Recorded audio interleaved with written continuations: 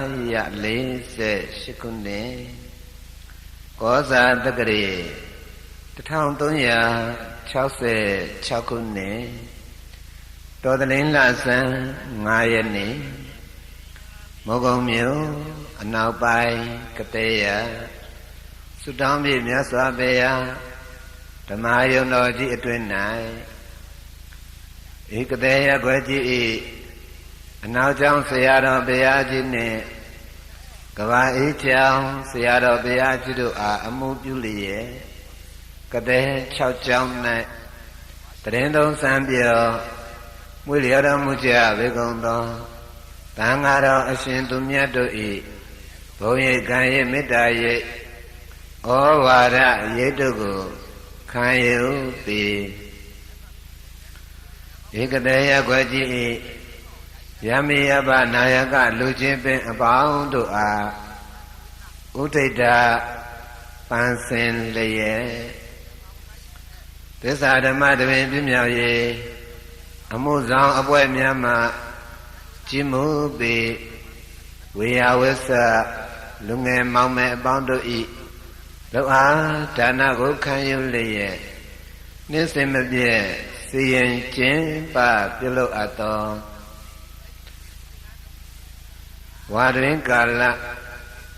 ပင်စမအကျင့်မြောက်မောဂုတ်ဝိပဿနာသစ္စာဓမ္မတပင်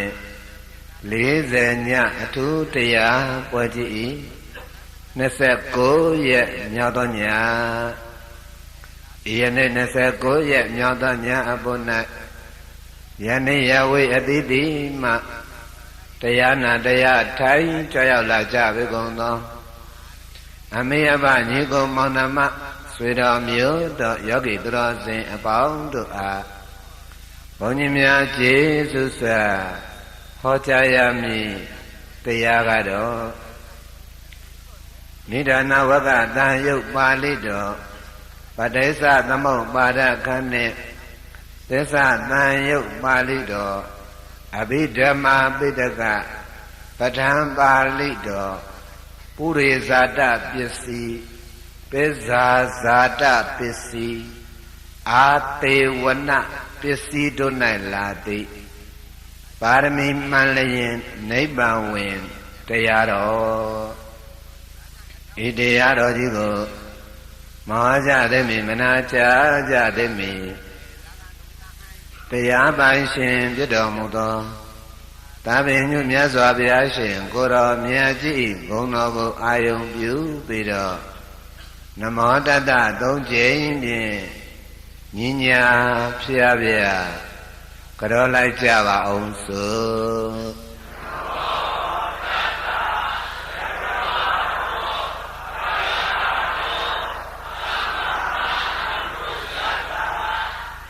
နမောတတ္တ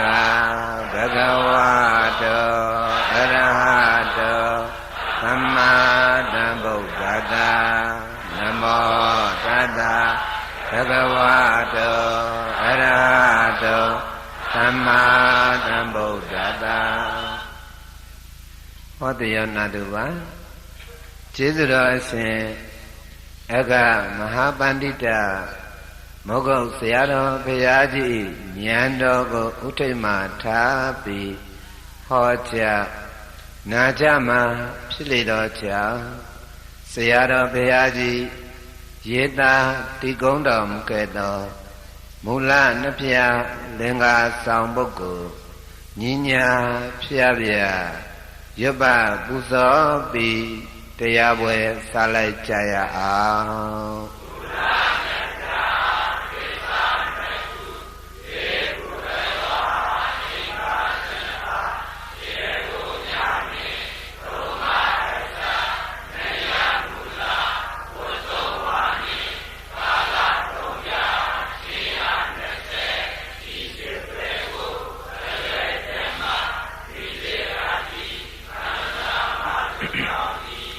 အလုံးပဲလက်အုပ်ချီကလေးတွေချထားမြတ်တာသောဣရိယာပုတ်ဖြင့်စိတ်ချမ်းသာသလိုထိုင်ပြီးဟောကြားလက်တန်တော်တရားဓမ္မများကိုအာယုန်တစ်ပါးစိတ်မတွားပဲ ဆက်လက်နာယူမှတ်သားနိုင်ကြပါပြီပြောရမယ်ပါရမီမှန်လျင်နိဗ္ဗာန်ဝင်ဆိုတဲ့နေရာဘုန်းကြီးတို့ပဋ္ဌာန်းပါဠိတော်မှာခဏပြောသွားမယ်ပုရိဇာတပစ္စည်းပစ္ဆာဇာတပစ္စည်းအာတေဝနပစ္စည်းပစ္စည်း၃မျိုးအဲဒီမှာနံပါတ်1ပုရိဇာတပစ္စည်းဆိုတာကဘယ်ဟာပြောတာလဲဆိုရင်ဖြင့်ပုရိဇာတရှိကဖြစ်နှင်ပြီးကျေးဇူးပြုတတ်သောတရား၎င်းတဲ့ရှိကဖြစ်နှင်ပြီးကျေးဇူးပြုသောတရားအဲ့ဒါကိုဘုန်းကြီးတို့အဲ့ဒါပဋ္ဌာန်းနဲ့ပစ္စည်းနဲ့ထည့်လိုက်မယ်ဆိုရင်ပုရိဇာတပစ္စည်းတဲ့ရှိကဖြစ်နှင်ပြီးကျေးဇူးပြုတတ်သောတရားရှိကဖြစ်နှင်ပြီးကျေးဇူးပြုတတ်သောတရားတဲ့အဲ့ဒါကိုပဋ္ဌာန်းနဲ့ပြောရင်ဘာပစ္စည်းလဲပုရိဇာတပစ္စည်းပုရိဆိုတာရှိဇာတဆိုတာဖြစ်နေတာပစ္စယဆိုတာကရှိကပစ္စည်းကိုအကြောင်းပြုပြီးတော့မှအကျိုးပေးလိုက်တာဟုတ်လားသူကဖြစ်နေပြီးတော့ကျေးဇူးပြုတာဟုတ်ပြီနော်မဖြစ်ခင်ကကျေးဇူးပြုတာမဟုတ်သူကဖြစ်နေပြီးမှကျေးဇူးပြုတာဒါကြောင့်မလို့ရှိကဖြစ်နေပြီးမှကျေးဇူးပြုတတ်တဲ့တရားကိုပုရိဇာတပစ္စည်းလို့မှတ်နော်အခုယောဂီတို့မြင်နေရတဲ့ဒီခွက်ကလေးပေါ့နော်ဘာရောင်လေးတော့ဒါဖြင့်ဒီအစင်းဆိုတဲ့အဝါရဟောငကိုကလေးကမရှိဘူးလားရှင်းနေပြီသားလားဒီမှာရှင်းနေပြီသားရှင်းနေပြီသားမဟုတ်ပုရိဇာတတဲ့ဟုတ်ပြီနော်ဒါပုရိဇာတပစ္စည်းပြီးတဲ့အခါကျတော့အဲ့ဒီမှာမျက်လုံးအကြည့်ဆိုတာကလည်းယောဂီတို့မှာဟုတ်မရှိဘူးလားရှိနေလားဒါလည်းရှင်းနေပြီသားပဲနော်ဟောအဲ့တော့မျက်လုံးအကြည့်နဲ့အစင်ရှေ့ကရှင်းနေပြီသားအဲ့ဒီပစ္စည်းတွေကနေပြီးတော့မှအဲ့ဒီအစင်းနဲ့မျက်လုံးအကြည့်ဟုတ်ပြီနော်ဒါဖြင့်အစင်းဘယ်လိုပဲရှိရှိမျက်လုံးအကြည့်စက္ခယတနာမရှိရင်ရောစက္ခုဝိညာဏဓာတ်ဆိုတာပေါ်ပါမလားပေါ်ပါဗျာစက္ခုဝိညာဏဓာတ်ဆိုတာမြင်စိတ်ပြောတာဘာစိတ်ပြောတာလဲဒါဖြင့်ယောဂီတို့ဒီမြင်စိတ်ကလေးတစ်ခုပေါ်လာဖို့အတွေ့အဲ့ဒီကမျက်လုံးအကြည့်ကလည်းပဲရှေ့ကရှိမထားရဘူးလားမျက်လုံးအကြည့်ကလည်းရှိထားတယ်အကြည့်မရှိရင်လည်းဘလို့အစင်းပြပြသူမမြင်နိုင်တော့ဘူးဟုတ်ပြီနော်မျက်လုံးအကြည့်ဘလောက်ကောင်းကောင်းဟာဒီအစင်းဆိုတာကလည်းပဲရှိမထားရဘူးလားဒီအစင်းမရှိပြန်ရင်တော့ယောဂီတို့ရေဘလို့ပဲမျက်လုံးအကြည့်ကောင်းကောင်းမြင်စိတ်ပေါ်မလားမပေါ်နိုင်ဘူးဟုတ်ပြီနော်ဒါဖြင့်ဟဲ့ဒီမျက်လုံးအကြည့်နဲ့ဟဲ့ဒီအစင်းလေးကပုရိဇာတပစ္စည်းဘာပစ္စည်းလဲအဲ့တော့သူတို့ကရှေ့ကရှင်းနေပြီးတော့ကျေးဇူးပြုလိုက်တဲ့အတွက်ယောဂီတို့ဘုန်းကြီးတို့ကနေ့တိုင်းမြင်မှုသဘောလေးတွေမပေါ်ရဘူးလားကြားမှုသဘောလေးရောမွေးမှုနာမှုရောရမှုအောက်မှုကျင်မှုကိုက်မှုသဘောလေးတွေရောပေါ်ရတယ်နော်ဒါဖြင့်ယောဂီတို့ဘုန်းကြီးတို့ခန္ဓာကိုယ်ထဲမှာမြင်မှုကြားမှုနာမှုစားမှုစားသည့်အပြင်တနေ့တနေ့ခန္ဓာကိုယ်ထဲမှာမြင်မှုပေါင်းကြားမှုပေါင်းမွေးမှုနာမှုပေါင်းရမှုအောက်မှုလှုပ်မှုညင်မှုတောက်မှုတင်းမှုပေါင်းဘယ်လောက်ရှိတယ်တော့မရေမတွက်နိုင်ဘူးနော်ဒါပေမဲ့အချင်းချင်းဖြစ်နေရတယ်ဆိုတာကအလိုလိုဖြစ်တာလားအကြောင်းတရားကြောင့်ဒါပေမဲ့အကြောင်းတရားကလည်းကြည့်လိုက်တော့ဟဲ့ဒီခန္ဓာကိုယ်ထဲမှာလည်းကြည့်လိုက်မယ်ဆိုရင်အစင်အပြင်မှာလည်းကြည့်လိုက်ရင်အစင်အတန်အနံအရာသာတွေးတိစရာကြံတွေးစရာအာယုံ6ပါးမရှိဘူးလားဒါရှင်းနေပြီသားနော်ဒါကြောင့်ရှင်းနေပြီသားမလို့သူ့ဘာပစ္စည်းတဲ့လဲပုရိဇာတပစ္စည်းဟုတ်ပြီမှတ်ထားနော်ယောဂီတို့နေ့တိုင်းနာလာတော့တရားရည်လေးကလည်းလဲလာတော့တို့ပြောရင်တန်းသဘောပေါက်တော့တာဟုတ်ပြီနော်တခါယောဂီတို့ဘုန်းကြီးတို့ခန္ဓာကိုယ်ထဲမှာလဲမျက်စိနားနှာခေါင်းလျှာကိုယ်စိတ်အကြည်ရုပ်ကလေးတွေကလည်းမရှိနေမလားရှိနေလားဒါပေမဲ့ရှိနေလို့အဲ့ဒါဘာပစ္စည်းလဲအဲ့ဒါပဲအဲ့ဒီပဋ္ဌာန်းပစ္စည်းတွေကဘယ်မှာရှိနေတာလဲအဲ့တော့သူတို့နှစ်ခုတိုက်ဆိုင်လိုက်တဲ့အခါကျတော့ဖတ်ကနေဆိုမျက်လုံးပေါ်မှာကိုင်ဘာစိတ်ပေါ်လဲနားမှာနှာခေါင်းမှာဟုတ်ပြီလျှာမှာကိုယ်မှာတွေးတိစိတ်ယာနာကောင်းစိတ်ပြောလဲမှန်တယ်တွေးတိစိတ်လို့ပြောလဲမနှောမှာကြတော့ ဒါဖြင့်ဒီစိတ်ကလေးတွေပေါ်လာတာဟာရှေ့ကပုရိသတာပစ္စည်းမရှိဘဲနဲ့ပေါ်လာတာလားရှေ့ကပစ္စည်းကိုအကြောင်းပြုမှပေါ်လာလားဒါဖြင့်အဲ့ဒီမြင်စိတ်ကလေးပေါ်လာဖို့အတွက်ရှေ့ကပစ္စည်းတွေကထောက်ပံ့မပေးဘူးလားပေးလားအဲ့ဒီလိုရှေ့ကပစ္စည်းတွေရဲ့ဖြစ်နှင့်ပြီးတော့ရှင်းနှင့်ပြီးတော့ဖြစ်နှင့်ပြီးတော့ရှေ့ကဖြစ်နှင့်ပြီးတော့ပစ္စည်းတို့ရဲ့အထောက်အပံ့ချောင်းမလို့နောက်ကမြင်စိတ်ကြားစိတ်နားစိတ်စားစိတ်တွေမပေါ်ရဘူးလားဒါပေမဲ့အလိုလိုပေါ်လာလားအကြောင်းကြောင့်အကျိုးပေါ်လာလားကောင်းပြီအဲ့တော့ရှေ့ကရှင်းနှင့်ပြီးတဲ့အစင်းအတန်နဲ့တကွမျက်လုံးနားနှာခေါင်းအကြည်ယုတ်တွေအားလုံးဟာပုဂ္ဂိုလ်တ attva လားယုတ်တရားလားယုတ်တရားပါဗျာဒါယုတ်တရားဆိုတာလေအထက်တရားလားသဘောမျှတသက်လားဒါပေမဲ့သမုဒိသစ္စာနယ်ကပြောရင်တော့ဒါအထယ်ပေါ့ဗျာသမုဒိသစ္စာနယ်ကပြောရင်တော့ဟောပရမတ္ထသစ္စာနယ်ကပြောရင်တော့သဘောမျှတသက်ပဲဘာတသက်ပါလဲအဲ့တော့ရှေ့ကပစ္စည်းကိုအကြောင်းပြုပြီးတော့မှဒါကြောင့်မလို့အာရမဏတို့ဒီအာရမဏပစ္စည်းကနေကြတော့ဘုန်းကြီးပြောခဲ့ပြီနော်အဲ့တော့အာရမဏပစ္စည်းတို့အနန္တရပစ္စည်းတို့မှာကြတော့ဒီအာယုံကိုအကြောင်းပြုတော့အာယုံဆိုတာလဲရှေ့ကရှင်းနေပြီသားအဲ့တော့ဒီရှေ့ကအာယုံကိုအကြောင်းပြုပြီးတော့မှမျက်လုံးပေါ်မှာဘာစိတ်ပေါ်တာလဲအဲ့ဒီမြင်စိတ်ကလေးအကြောင်းပြုပြီးတဲ့အခါကျတော့နောက်အခါကျတော့ကုသိုလ်လည်းပဲမဖြစ်ရဘူးလားအကုသိုလ်လည်းဟောဒါဖြင့်ယောဂီတွေတခါလေးဉာဏ်စိတ်ကလေးလည်းဒါဖြင့်ဒီကုသိုလ်ရဲ့အကုသိုလ်ရဲ့ဉာဏ်ရဲ့ဆိုတာကမိုးဘော်ကကြတာလားရှေ့ကအကြောင်းအရာကိုကျေစုပြုတာလားဟောဒါဖြင့်ရှေ့ကအကြောင်းအရာကကျေစုပြုလိုက်လို့ဒီမှာကုသိုလ်စိတ်အကုသိုလ်စိတ်ဉာဏ်စိတ်သုံးမျိုးမဖြစ်ရလားဖြစ်ရလားဖြစ်ရတယ်ဟိုများတော့အပြင်တော့ကုသိုလ်နဲ့အကုသိုလ်ပဲဖြစ်တာများပါတယ်ဉာဏ်ကတော့ကေတင်စိဖြစ်တဲ့ပုဂ္ဂိုလ်အလွန်နည်းပါတယ်အလွန်ဘုံကံပါရမီရှိတဲ့ပုဂ္ဂိုလ်မှသာလေဉာဏ်ကပေါ်တာဟောတာမန်အတိုင်းကတော့အရက်နေအရက်သွားအရက်ပြောအရက်ဆိုကတော့ကုသိုလ်နဲ့အကုသိုလ်ဒီနှစ်ခုပဲဖြစ်များတယ်အဲ့ဒါမှဒီတဲ့အဖြစ်များတာဘာလဲမေးအကုသိုလ်ဒီတဲ့အဖြစ်များတာဘာတော့ကြည့်လေယောဂီတို့ဒီအကုသိုလ်ကအဖြစ်များတယ်မများဘူးဆိုတာဘေးတွန်းကန်တဲ့အကုသိုလ်ကိုခဏထားအောင်တော့မြင်ရင်ဘာစိတ်တော့မြင်စိတ်ဟာယုတ်တရားလားနံတရားလားအဲ့ဒါကိုငါမြင်တယ်လို့ယူလိုက်တော့အယူမှန်လားအယူမှားလားအယူမှားတာဘယ်သူတော့ကုသိုလ်လားအကုသိုလ်လားသူများပစ္စည်းခိုးတာမပါဘူးတတ်တာလဲလိန်နာညာတာလဲသူများသားများစော်ကားတာလဲနေရင်တိုင်ရင်ကနေရှေ့ကပစ္စည်းကနေကျေးဇူးပြုလိုက်တာနောက်မှအကုသိုလ်ကိုပတ်ကနဲ့ပေါ်လာတာပဲဟုတ်ကောရဲ့လားခန္ဓာပေါ်ဘာမရောက်လို့ဒါဖြင့်ယောဂီတို့ဘုန်းကြီးတို့ရဲ့နေပုံတိုင်းပုံဟာတနေ့တနေ့ကုသိုလ်နဲ့အကုသိုလ်ဘယ်ဟာကများလဲဒါဖြင့်ဒီအကုသိုလ်နဲ့သာသိရမယ်ဆိုရင်တုကတိခန္ဓာရဖို့လွယ်မလားဒါဖြင့်တို့အားလုံးသူတော်စင်တို့ဒီဘဝဒီခဏနဲ့တဲ့သောတာပန်နဲ့တိကျင်တဲ့ဝိတ္တဘိရတဘုံစင်စံအရိယာပုဂ္ဂိုလ်ဖြစ်ခြင်းနဲ့ဆိုရင်ရှေးကအာယုန်တွေကိုအကြောင်းပြုပြီးတော့ဖြစ်နေပြီးသားသဘောတရားကိုအကြောင်းပြုပြီးတော့မှဝင်းထဲမှာကုသိုလ်တရားနဲ့ဉာဏ်တရားများလေးတိုးပွားလာဖို့မလိုလားလိုသလားယောဂီတို့ဘုရားတို့ခန္ဓာကိုယ်မှာဓာတ်ကြီးဘယ်နှပါးရှိတော့အဲ့ဒါဓာတ်ကြီး၄ပါးဟာခန္ဓာရကြတဲ့ကရှင်းနေပြီးသားဆိုတာမသိကြဘူးလားပဋိသန္ဓေကိန်းလုံးကလည်းဓာတ်ကြီးဘယ်နှပါးလဲဟောယုတ်တရားဓာတ်ကြီး၄ပါးလေဘာတွေလဲပထဝီဒါကာယအကြည်ဆိုတာကလည်းငါကရှင်းနေမိတာနော်အပြင်မှာမဲ့ချင်းရင်လေးနေပူမွေးကင်းတန်းဆိုတဲ့တွေးတိစရာအာယုန်တွေကလည်းပဲရှင်းနေမိတာမရှိလားရှိသလားအဲ့သွားတိုက်လိုက်တဲ့အခါကျတော့ကိုယ်ပေါ်မှာယောဂီတွေပူစိတ်အောင့်စိတ်လှုပ်စိတ်ငြိမ်စိတ်ရားစိတ်ကျင်စိတ်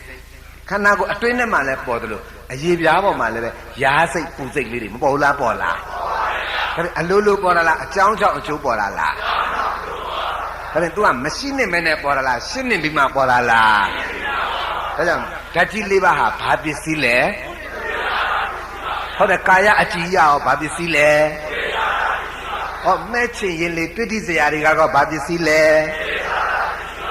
ပုရိရှေဇာတာဖြစ်တာဟုတ်ပြီနော်ကဲကောင်းပြီဒါဖြင့်အဲ့တော့ရှင်းကရှင်းနေမိတာပစ္စည်းကာယ ानु ပတနာနဲ့ပြောမယ်ဆိုရင်ဖြင့်ဒါ तू ကပုရိဇာတာပစ္စည်းတနည်းပြောရင်ယောဂီတို့အရှုခံတရားဟာပုရိဇာတာပစ္စည်းဒီလိုမှတ်လိုက်အရှုခံတရားဟာဘာပစ္စည်းလဲပုရိဇာတာပစ္စည်းအရှုဉဏ်တရားကနောက်ကမှပေါ်ရတာ ဟုတ်ရဲ့လားဟိုမှာယောဂီတို့ရေရှိသေးလားဒါဖြင့်ယောဂီတို့မရှိတော့ဘူးလို့ယောဂီတို့ဖြေလိုက်တော့အဲ့တော့မရှိတာလေးကိုခုနကထက်ကနေတုန်းကတော့ကြားစိတ်ကလေးမပေါ်လားပေါ်လားဟောကြားစိတ်ကလေးပေါ်လာပြီနော်အဲ့ဒါကြားစိတ်ကလေးကအရှုခံဟုတ်ပြီနော်နောက်ကအော်ဒါကြားစိတ်ကလေးမရှိတော့ပါလားလို့သိလိုက်တာကအရှုဉဏ်အဲ့ဒီအရှုဉဏ်ဟာဘသူကိုမိဖြစ်တာလဲအဲ့လိုသာပြောလိုက်အရှုခံကိုဟုတ်ပြီဟုတ်ပြီအဲ့ဒီအရှုဉဏ်လေးကဘသူမိဖြစ်တာလဲ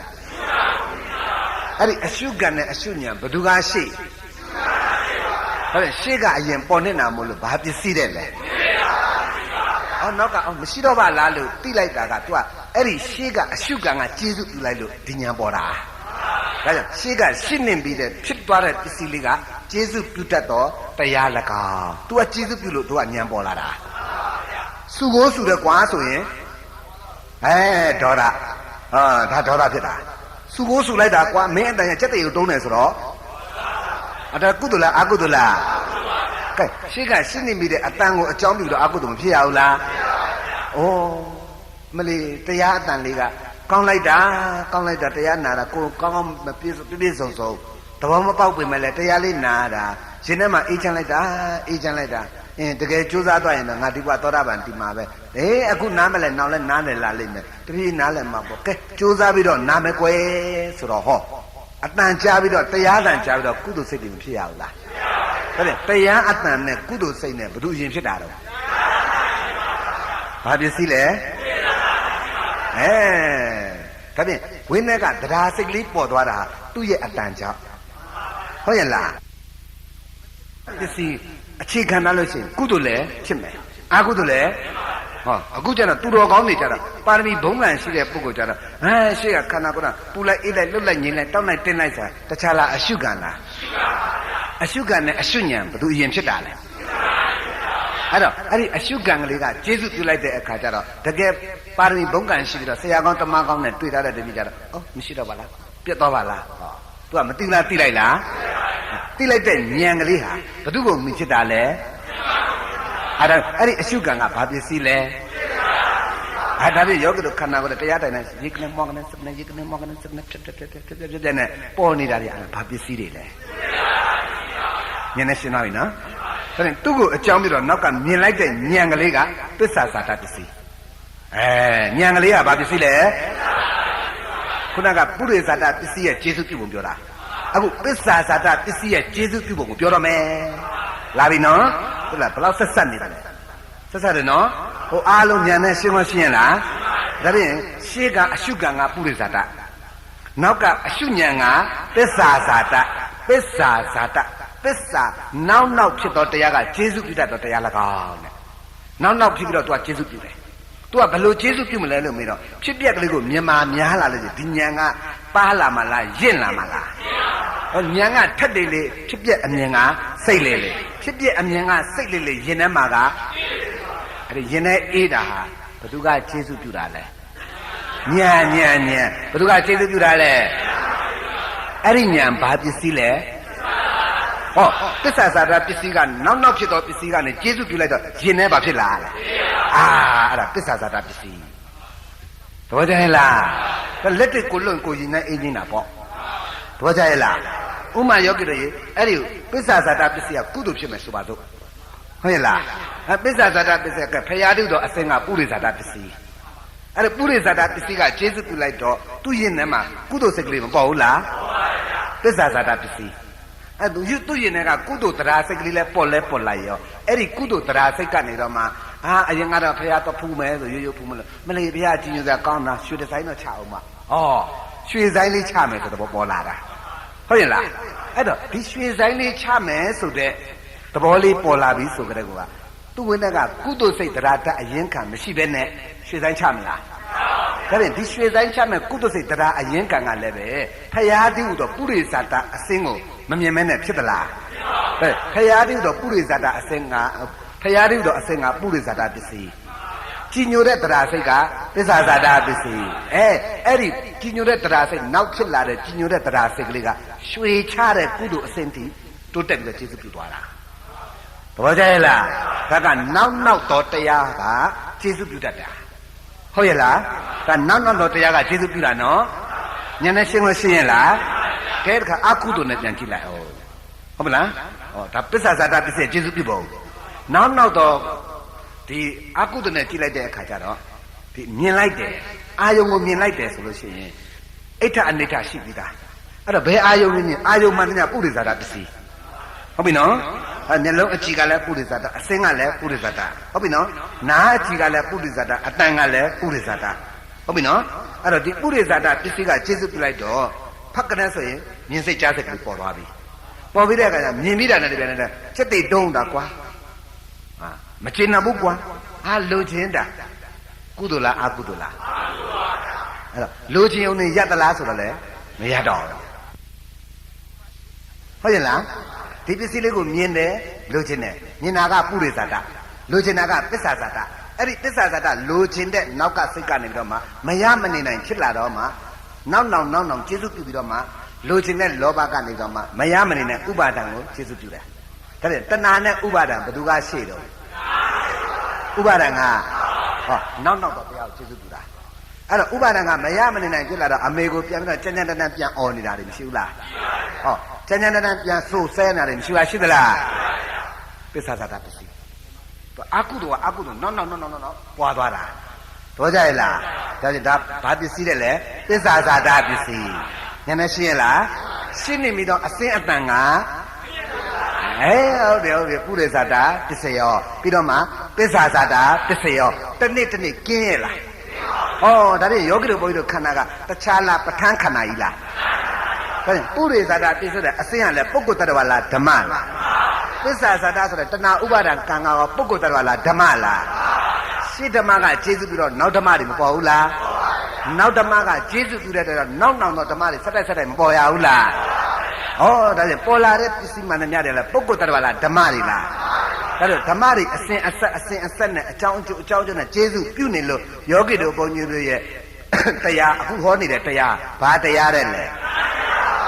အဲ့တော့အကြောင်းအကျိုးနဲ့ဆက်ပြီးကျေစုပြုနေတာဟာအပြင်မှာလားခန္ဓာထဲမှာလားဒါဖြင့်ယောဂီတို့ဘုန်းကြီးတို့ခန္ဓာရဘာခန္ဓာကြီးတော့ရှင်းမလားဒါပုရိသတာပစ္စည်းနဲ့ပစ္ဆာဇာတာပစ္စည်းဟောဒါကြောင့်မလို့ပစ္ဆာဇာတာပစ္စည်းနောက်တရားကကျေစုပြုလိုက်တော့လောဘကကျေစုပြုတော့မရမနေနဲ့ရင်နဲ့ပူလောင်လာတယ်ဟုတ်ပြီနော်လိုချင်တာကယောဂီတို့ရေဝင်းထဲမှာပစ္ဆာဇာတာပေါ်လာပြီအဲ့ဒီက तू ကကျေစုပြုလိုက်တော့ရင်ထဲမှာဖြစ်လာလဲပူလာတယ်လိုချင်တာမရရင်ဘာဖြစ်လာလဲအဲ့ဒါပစ္ဆာဇာတာပစ္စည်းကကျေစုပြုတာမှန်တယ်နော်အဲ့တော့ဒီပစ္ဆာဇာတာလိုချင်တဲ့ပစ္စည်းလေးကလည်းပဲမိုးဘောကကြတာလားအစင်းကုန်ပြီဖြစ်တာလားဟောဆိုလိုတာကအစင်းအတန်ပေါ့နော်အစင်းအတန်အနံအရာတာတွေးတိစရာကြံတွေးစရာဟုတ်ပြီနော်အဲ့ဒီဓမ္မတွေကဘယ်သူမှမကင်းဘူးနော်ဘုန်းကြီးရောကင်းလားယောဂီတွေရောကင်းလားအဲ့ဒီအာယုံ၅ပါးအာယုံ၆ပါးဟာပစ္စည်းနဲ့ပြောရင်ဘာပစ္စည်းလဲသူတို့ကိုမြင်ပြီးတော့မှကျင့်တတ်တယ်မကျင့်တတ်ဘူးပေါ်လာတာကအဲ့လိုကျင့်တတ်မှုမကျင့်တတ်မှုအကြောင်းပြုပြီးတော့မှအဲ့ဒါရင်ထဲမှာပူလောင်လာတယ်ဆိုတာကရှေ့ပစ္စည်းကဓာတ်ရိုက်ကျေစုပြုတာလားနောက်ပစ္စည်းကကျေစုပြုတာလားဉာဏ်နဲ့ရှင်းတယ်လောဘမပေါ်ရင်ရင်ထဲမှာပူဘူးကြလောဘပေါ်လို့ရင်ထဲဒေါသပေါ်လို့ရင်ထဲဟောဉာဏ်ကလေးဆက်တိုက်ပေါ်တော့ရင်ထဲမှာပစ္ဆာဇာတာပစ္စည်းဘောကြရဲ့လားဒါဖြင့်ယောဂီတို့ဘုန်းကြီးတို့ကသူတော်ကောင်းပြီပေါ့ဉာဏ်နေဆက်တိုက်ပေါ်အောင်ကြိုးစားဖို့ပဲလူတော့တာပေါ့ဒါဖြင့်ဘုရားရှိခိုးတော်မြတ်ပဋ္ဌာန်းတရားဟောတယ်ဆိုတာခန္ဓာပေါ်ဘာရောက်စေခြင်းလို့လဲဘာပစ္စည်းလဲအရှုဉာဏ်ကအဲ့ဒီအရှုဉာဏ်ကလေးဝင်နေကင်းလိုက်တော့နောက်ဘယ်လောက်အေးချမ်းသွားလဲအဲ့တော့ကိလေသာကိုပယ်တတ်တာလဲတခြားလားမဲ့လားပစ္ဆာဇာတာပစ္စည်းရင်ထဲမှာအင်းငိမ့်နဲ့အရသာကလေးတိလာတာလဲတခြားလားမဲ့ပဲလားဟောဒါဖြင့်ကိလေသာကိုပယ်တာလဲအင်းငိမ့်တဲ့သဘောကိုအာယုံပြုတာလဲကိလေသာကိုပယ်တာလဲအင်းငိမ့်တဲ့သဘောတရားကိုအာယုံပြုတာလဲဟောဒါဖြင့်ဒီမဲ့ဟာပုရိဇာတပစ္စည်းလားပစ္ဆာဇာတပစ္စည်းလားဒီတိုင်းရိုးဟောလို့သဘောမပေါက်ဘူးနော်အခုအလုံးလုံးတဲ့ယောဂီဆိုတော်တော်ကိုသဘောပေါက်လာပြီတဲ့ဟုတ်ပါလားဒီပစ္ဆာဇာတပစ္စည်းကမဲ့ပစ္ဆာဇာတပေါ့တော့ကြရဲ့နော်အဲ့တော့ तू ကကျေစုပြုလိုက်တဲ့အခါကျရင်ထဲမှာလည်းအေးလာတယ်ကိလေသာကဝေးတာဟုတ်ဒါပေမဲ့ကိလေသာဝေးတယ်ဆိုတဲ့ကသမုဒိယသစ္စာကိုပယ်ထားတာရင်ထဲမှာအေးတယ်ဆိုတဲ့နိရောဓသစ္စာလေးပေါ်နေတာ အဲ့နိရောဓသစ္စာလေးပေါ်လာတာကိုဘယ်သူကသိနေရလဲအဲ့ဒီဉာဏ်ကဘာပစ္စည်းလဲသစ္စာဇာတာပစ္စည်းဟုတ်တယ်မမေ့စင်နဲ့ဘာပစ္စည်းလဲဒါကြောင့်ကိလေသာမာရင်တော့ဂစ္စတိတိမေကောကိလေသာမာရင်တော့ဂစ္စတိတိမေကောမေကောမက်ကင်ဆိုတဲ့သစ္စာဇာတာပစ္စည်းဒီကိလေသာမာရင်တော့ကိလေသာကိုလည်းပယ်သ၏ဂစ္စတိနိဗ္ဗာန်ကိုလည်းပို့ဆောင်တတ်၏ဩယောဂီတွေတဥပါတိတေတသိပြီးမှရမယ်နိဗ္ဗာန်ခဏထား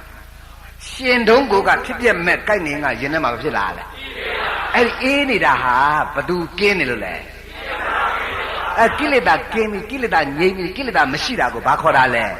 နိဗ္ဗာန်ကိလေသာငြိမ်းအေးနေတာကိုဘာခေါ်တာလဲအဲ့ကိလေသာဝင်နေကိန်းနေဝင်နေမှာဘာဖြစ်မလဲကိလေသာကိန်းနေဝင်နေဘာဖြစ်မလဲကိလေသာမရှိရင်ဝင်နေဘာဖြစ်မလဲဒါဖြင့်အဲ့တော့ပူလောင်ခြင်းအင်းငင်းခြင်းဆိုတာကုကိလေသာရှိမှုမရှိမှုပေါ်မှာမူတည်တာဒါပေမဲ့ကိလေသာမရှိရင်တခြားလားနိဗ္ဗာန်လားနိဗ္ဗာန်ဆိုအလုံးကြီးအပြားကြီးအဝိုင်းကြီးပြောတာဟုတ်ရဲ့လားဒါတင်လို့ရှိရင်အဲ့ဒီအင်းငင်းတဲ့တတ္တိပေါ်လာအောင်လဲပစ္ဆာဇာတမက်ကင်ကကျေစုပြုတယ်ကိလေသာပေါ်ခွင့်မရအောင်လဲပဲဟဲ့ဒီမက်ကင်ဆိုတဲ့ဟဲ့ဒီကပစ္ဆာဇာတပစ္စည်းကကျေစုမပြုလားပြုသလားဒါကြောင့်နောက်တော့တရားကကျေစုပြုတတ်တော့တရား၎င်းတဲ့သူကကျေစုပြုနေတာရှင်းပြီနော်ဂိုင်းဒါဖြင့်အခုသူတော်ကောင်းတရားတွေနာနေကြတယ်ဆိုတာကယောဂီတို့ဒါယုံနေတဲ့အလုပ်လားမြင့်မြတ်တဲ့အလုပ်လားမြင့်မြတ်တဲ့အလုပ်ကောင်းပြီအဲ့လိုမြင့်မြတ်တဲ့အလုပ်ကိုလုပ်နေတဲ့ပုဂ္ဂိုလ်ရဲ့နှလုံးသားရဲ့စိတ်နေစိတ်ဓာတ်ဟာကြမ်းတမ်းပြီးတော့မှခက်ထန်ပြီးတော့မှရုပ်မာရမှာလားမြင့်မြတ်ရမှာလားဩဒါဖြင့်နှလုံးသားကလည်းမြင့်မြတ်ရမယ်နှလုံးသားမြင့်မြတ်တဲ့ပုဂ္ဂိုလ်ရဲ့အလုတ်အကင်ဟာအရာရာတိုင်းမှာမဖြစ်နေရလဲမြင့်မြတ်ရအရာရာတိုင်းမှာဖြစ်နေရမလဲအဲ့တော့မြင့်မြတ်တဲ့နှလုံးသားပိုင်ရှင်မြင့်မြတ်တဲ့ပုဂ္ဂိုလ်ရဲ့အလုတ်မြင့်မြတ်တဲ့ပုဂ္ဂိုလ်ရဲ့ကျင့်စဉ်ကိုစာလို့သုံးရင်ပရမန်ဘာဝံပါရမီတဲ့ပရမန်မြင့်မြတ်သူတို့ဤဘာဝံသဘောဝါအလုတ်ကိုပါရမီလို့ခေါ်တယ်မြင့်မြတ်သူတို့ရဲ့အလုတ်ကိုဗါတယ်လေမြင့်မြတ်သူတို့ရဲ့စိတ်နေစိတ်ထားဗါတယ်လေမြင့်မြတ်တဲ့ပုဂ္ဂိုလ်ရဲ့အလုတ်ကမြင့်မြတ်တဲ့ပုဂ္ဂိုလ်ရဲ့သဘောထားကလည်းပါရမီအလုံးသဘောကျရဲ့လားကောင်းပြီအဲ့တော့ပါရမီဆိုတာမြင့်မြတ်သူတို့ရဲ့အလုတ်အဲ့တော့ကိုကကုသိုလ်ကောင်းမှုလုပ်ပြီဆိုရင်ကုသိုလ်လုပ်ရင်းနဲ့ပါရမီမြောက်ချင်တယ်ဆိုရင်ဘုရားကဘာပြောတယ်လဲပါရမီမြောက်တဲ့ကုသိုလ်ဖြစ်ချင်တယ်ဆိုရင်ကိုရဲ့တဲ့တဏှာအနိတိတ္တဒိဋ္ဌိအနိတိတ္တတဲ့ကုသိုလ်လုပ်တဲ့အချိန်မှာတဏှာဒိဋ္ဌိမပါစေနဲ့ဘာမပါစေနဲ့လဲတဏှာဒိဋ္ဌိပါရင်တဏှာဟာကုသိုလ်လားအကုသိုလ်လားဒိဋ္ဌိကရောဟာငါအလူလို့ယူလိုက်ရင်အယူမလားအယူမလားအယူမတာဘာလို့တော့အဲ့တော့ဒီကကုသိုလ်လုပ်တော့နောက်ထပ်ဘဝလိုချင်တာတခြားလားတဏှာလားကုသိုလ်လားအကုသိုလ်လားအဲ့တော့တဏှာနဲ့ဒိဋ္ဌိကအကုသိုလ်လည်းမြည်တယ်ကိလေသာလည်းမြည်တယ်အကုသိုလ်လည်းကိလေသာလည်းအဲ့ကိလေသာဆိုတာဖြူစင်တဲ့တရားလားမဲညစ်တဲ့တရားလားအဲ့သူလုပ်တဲ့အလုပ်ဟာဘာလုပ်နေတော့ဖယားဘလောက်ရွှေချသားဘလောက်ရှင်လူကျောင်းဘလောက်ဆောက်မြင့်မြတ်တဲ့ပုဂ္ဂိုလ်ရဲ့အလုပ်ဟုတ်သေးရဲ့လားခန္ဓာပဲဘာမရောက်လို့လဲအဲ့ပစ္စာဇာတညံမဲ့မကိန်းလို့ရှိရင်အာတေဝနပါရမီအရင်ကံထုံကောင်းဖို့ဓာတ်ခံကောင်းဖို့မလွယ်တော့ဘူးတော်ကြရဲ့လားဒါဖြင့်ယောဂီတို့ဘုန်းကြီးတို့အခုသူတော်ကောင်းတရားကိုနာကြားနေရတယ်ပွားများနေရတယ်အတိတ်ကအထုံဝါဒနီဘာကီမရှိဘူးလားရှိခဲ့သလားဒါအတိတ်ကကုသိုလ်တွေလုပ်ခဲ့တယ်ဘယ်လိုလုပ်ခဲ့လားအတိတ်ကကုသိုလ်လုပ်ခဲ့တဲ့အတွက်ကြောင့်မလုပ်ဒီကနေ့ကုသိုလ်ရဲ့အကျိုးပေးခန္ဓာမရဘူးလားဒုက္ခတိလားဒုက္ခတိလားဒုက္ခတိခန္ဓာရရနော်ကောင်းပြီဒါကြောင့်မလို့အာတေဝနပစ္စည်းကြတော့ဘာပြောတယ်လဲအာတေဝနပစ္စယောတိပုရိမာကုတလာဓမ္မာပစ္စည်းမနံကုတလာနံဓမ္မနံ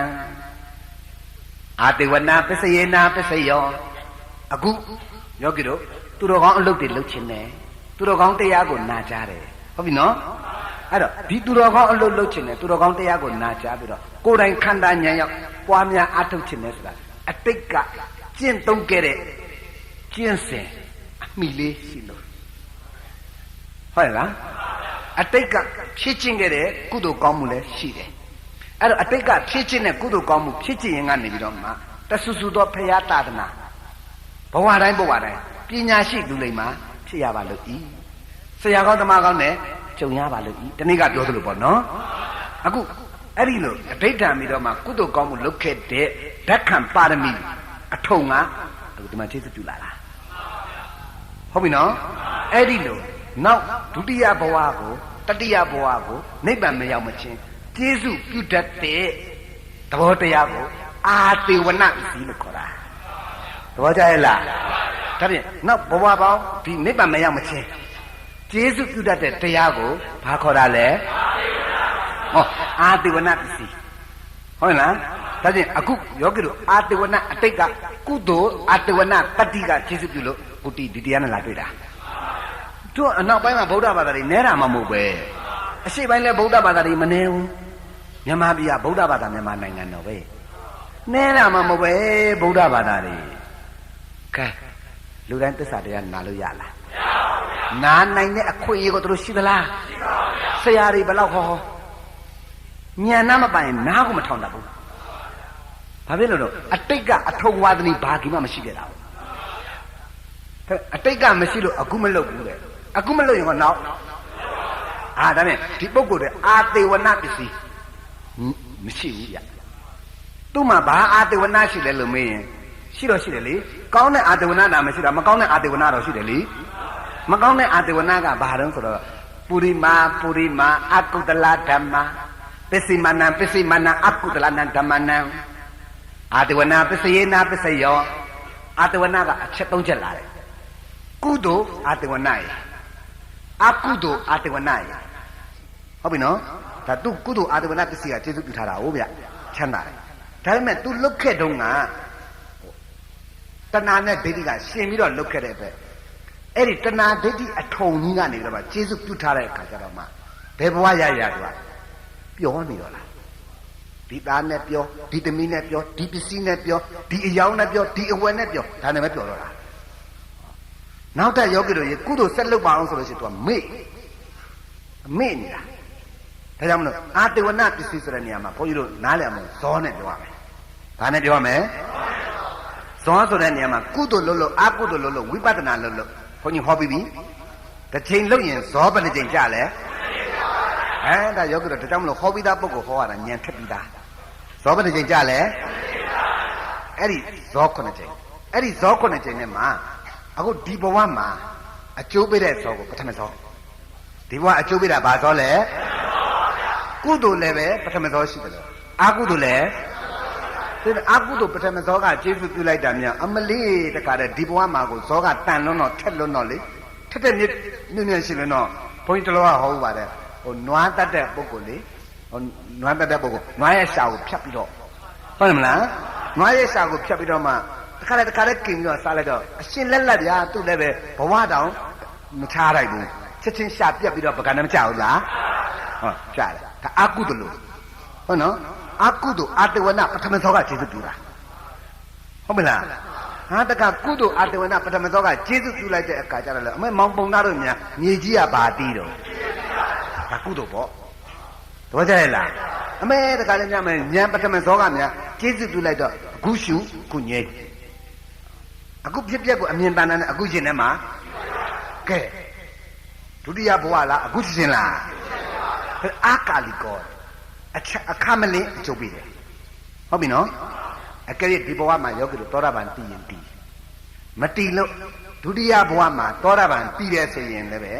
တတ္တမဇောကခြေစွပြုတာဘယ်ဇောကခြေစွပြုတာလဲတတ္တမဇောကဒုတိယဘဝခြေစွပြုတာဟုတ်ပြီနော်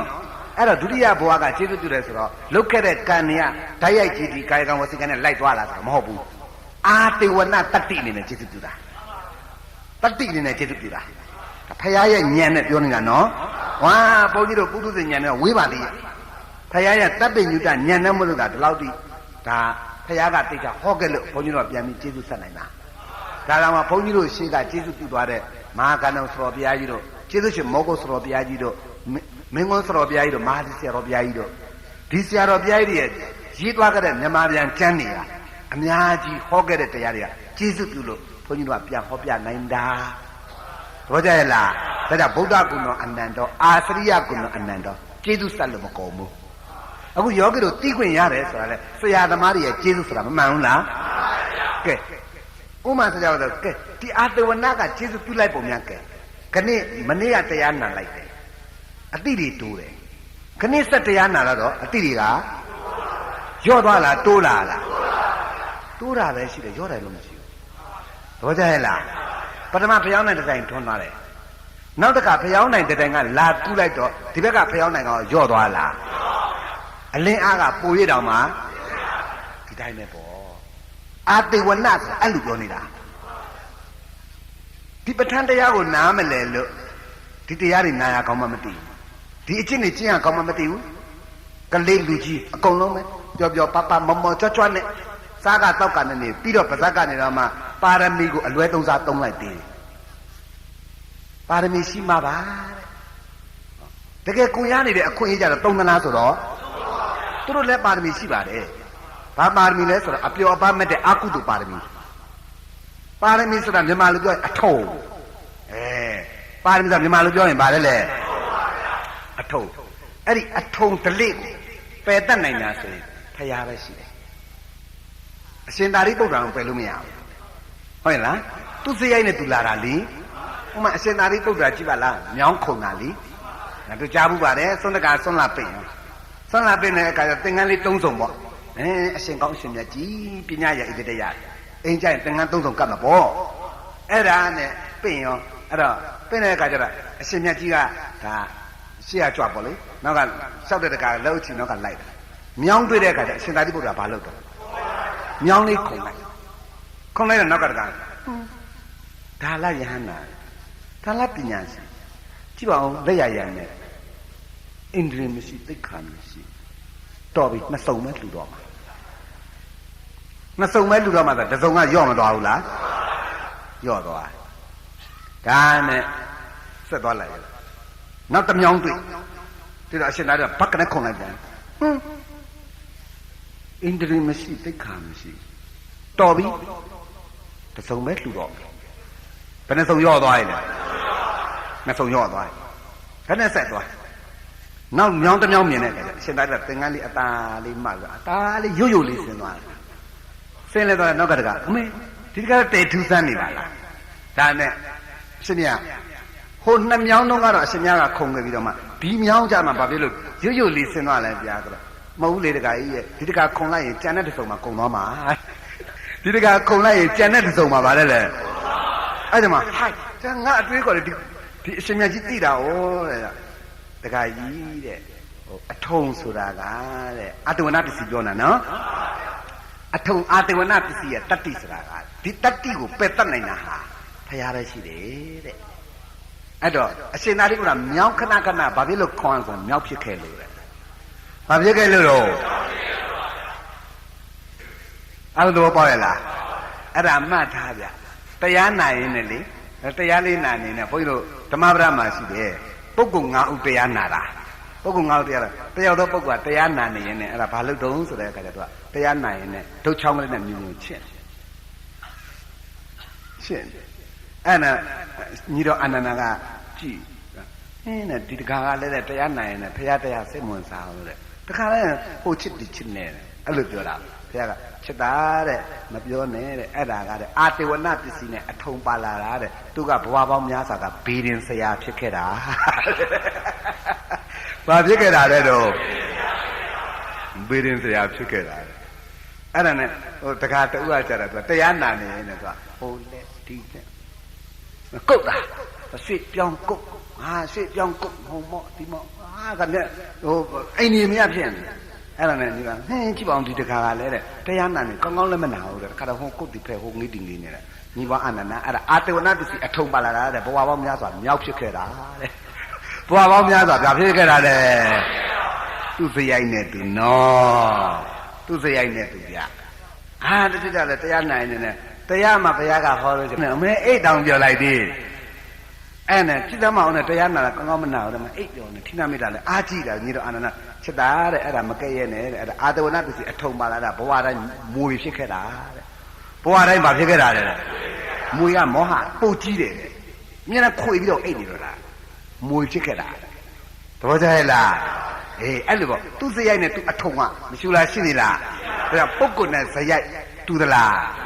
ဘာကြောင့်မတူတာလဲဆိုတော့အာတဝနာပစ္စည်းချင်းကွာသားလို့အထုံကွာခဲ့တာအဲ့ဒီအထုံဝါဒနာဓလေ့ကိုပယ်တတ်နိုင်တာဆိုတော့ဖယားတဆူပဲရှိတယ်ဒါကြောင့်အရဟန္တဂုံဆိုတာအဲ့ဒါပဲဖယားရဲ့အရဟန္တကိုယဟန္တာလည်းကိရိတာပယ်တာပဲတို့ဘုရားလည်းကိရိတာဒါပေမဲ့ဖယားကိရိတာပယ်တာကအထုံဝါဒနာကအစပယ်တာယဟန္တာများကိရိတာပယ်တာကြတော့ကိရိတာဟောတာပယ်တာအထုံကကြံနေတယ်ဒါထူးခြားမှုလို့မှတ်နော်အာတဝနာရဲ့တတ္တိကသိပြင်းနေတာကြည့်တယ်သိပြင်းထန်တာဒါကြောင့်မလို့နောက်ဆုံးပစ္စည်းမဘဝိကဘဝရောက်တာတောင်မှဒီအာတဝနာအထုံကြီးကကျေးဇူးပြုတဲ့အတွက်ကြောင့်မလို့ဘုန်းကြီးတို့ပိလိန်နာဝိသဆိုတာရှိသေးတယ်ယဟန္တာအဲ့တော့ပိလိန်နာဝိသကသူကအထုံကဒီဘဝပေါင်းများစွာကကြမ်းတမ်းလာတဲ့ပုဂ္ဂိုလ်ဆိုတော့လေအထုံကကျေးဇူးပြုလိုက်တာများတခါတည်းဟိုအမျိုးသမီးတကမိုင်းတွေမြင်တယ်မလားဟုတ်ကောင်မပဲတော့ဟုတ်ကောင်မသမင်းစွန့်ညံ့နာပို့လာလားအေးအနာချတာပြီးတော့ဟုတ်ကောင်မပြန်တော့အဲ့လိုစကားပြောတအားကြမ်းတာဟုတ်တခါလေးတက်တော့ဟိုကောင်ကြီးဘယ်တော့မင်းလာနေလဲမပြန်တော့မှလားကောင်ကြီးဒီလိုဒါပေမဲ့ဝင်းထဲမှာတော့ဒေါသရှိသလားမရှိဘူးလောဘရှိသလားကိလေသာကုန်ခံမိတဲ့ယဟန္တာပိလိန်တာဝဆာဘဝပေါင်းများစွာကကြမ်းတမ်းတဲ့ဇယိုက်တွေနဲ့အချိန်ကုန်ကလာခဲ့တဲ့အတွက်ကြောင့်မလို့အထုံဝါဒနာကကျေးဇူးပြုလိုက်တော့ချမ်းချမ်းတန်းတန်းကြီးဖြစ်နေရတာတော့ကြရဲ့လားဒါကြောင့်ယောဂီတို့အရာရာတိုင်းကိုမကဲ့ရဲ့မိစေနဲ့နော်ဟာနေတာလည်းပက်ဆက်တာကိုမကဲ့ရဲ့မိစေနဲ့သူ့ဝင်းထဲမှာဘာဆိုတာကိုမသိဘူးတော့ကြရဲ့လားဒါကြောင့်မလို့ယောဂီတို့အများသောအားဖြင့်ပုထုဇဉ်ကကံမျက်လုံးနဲ့ကြည့်ပြီးတော့မှဟန်ဆောင်ပန်းဆောင်တိတ်ခါရှိရှိလူကြားထဲမှာတိတ်ခါရှိရှိနေတတ်မှသာလဲလူတွေကများသောအားဖြင့်အထင်ကြီးတတ်ကြတယ်